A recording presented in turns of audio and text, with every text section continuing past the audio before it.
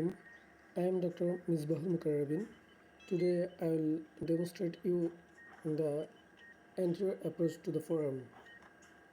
The position of the patient is supine on the standard table. An arm table is attached with the arm abducted on it. Then apply a tourniquet.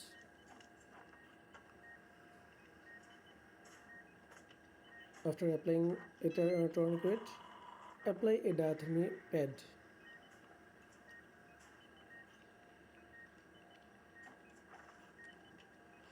We applied the diathermy pad.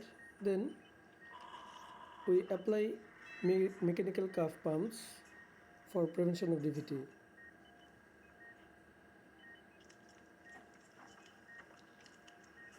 Then we prep and drape the forearm.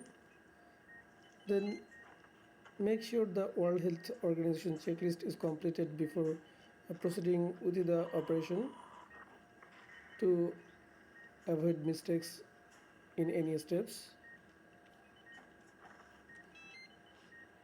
Then incise the skin medial to the mobile ward and towards the radial steroid process.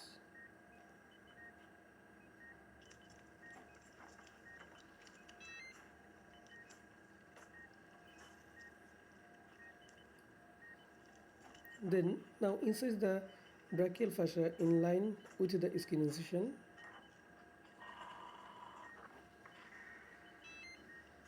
Then we clearly see mainly two muscles.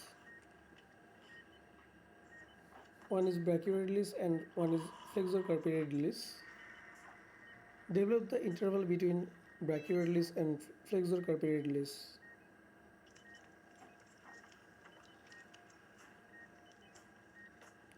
As I retract the brachioradialis laterally, identify the superficial radial nerve on its under surface. Here there is a risk of injury to the superficial radial nerve. Now I retract the brachioradialis muscle. Then you clearly see the superficial radial nerve. Locate and ligate or diathermy the recurrent and brachioradialis branches of the radial artery. This is the radial artery, and here there is a risk of injury to the radial artery. Then proximally expose the biceps tendon insertion on the radial tuberosity.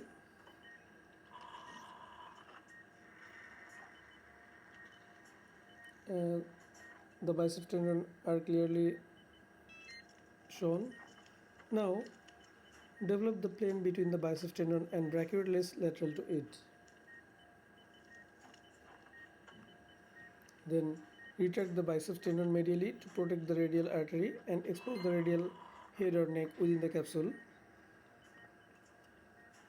Then there is a risk of injury to the radial artery and median nerve. Then now we retract the biceps tendon medially. Then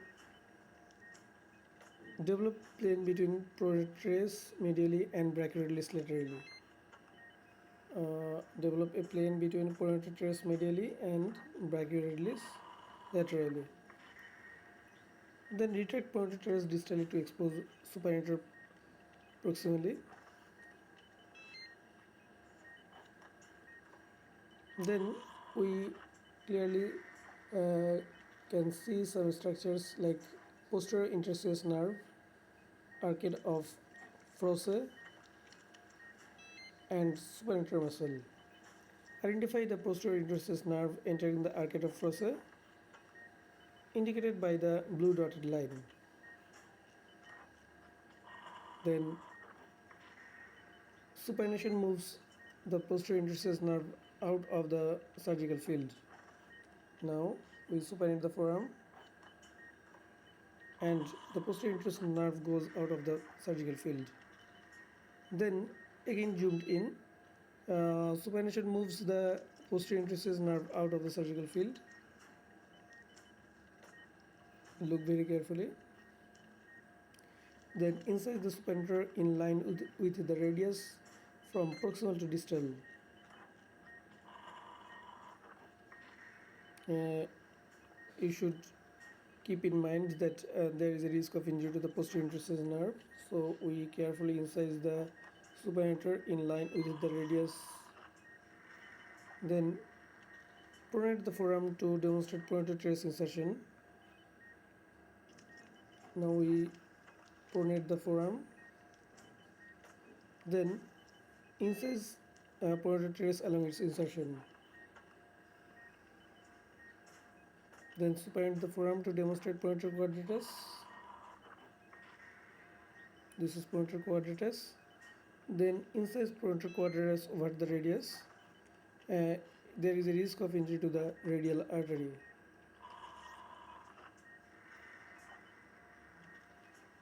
Peel pronator quadratus towards the ulna.